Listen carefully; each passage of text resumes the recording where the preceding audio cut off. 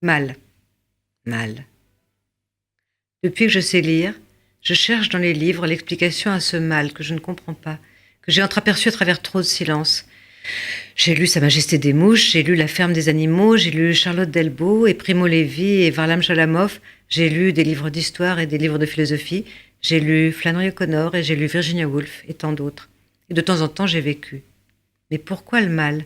Pourquoi est-il méchant, dit-on, quand on est un enfant? Pourquoi des méchants donc, et des méchantes, mais moins selon moi? Et à cet instant, courageuse, mais pas téméraire, comme on disait, je couvre mes oreilles pour ne pas entendre les clameurs de protestation. Les dizaines de milliers de pages traversées au pas de course ou au contraire en lambinant m'ont apporté la réponse.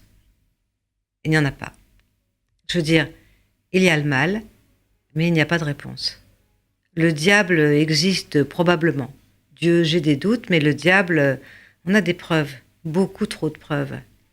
Je sais le mal absolu qu'incarne le nazisme et tous les camps de la mort, je sais le goût sadique de torturer, de violer, d'assassiner. Notre siècle a 17 ans et déjà a un passé assez remarquable de crimes contre l'humanité. Au hasard et en vrac, la destruction de la Syrie, le gaz sarin pour tuer des enfants, de splendides attentats de masse, des guerres inédites, des promesses que nous mitonnent Trump ou Poutine, Daesh, Erdogan ou Boko Haram, le recul partout des libertés conquises par les femmes, et pour moi, trop ignorante pour pouvoir le prouver, tout ça est lié. Pourquoi? Pas de réponse.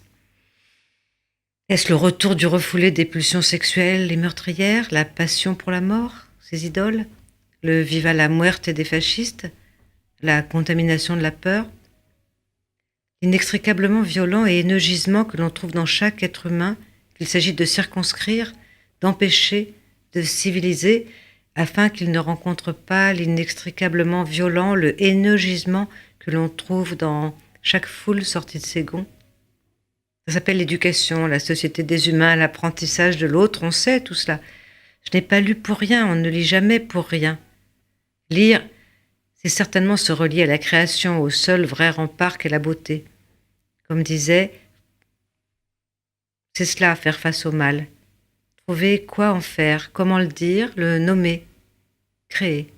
Car les mots sont plus forts, ils durent.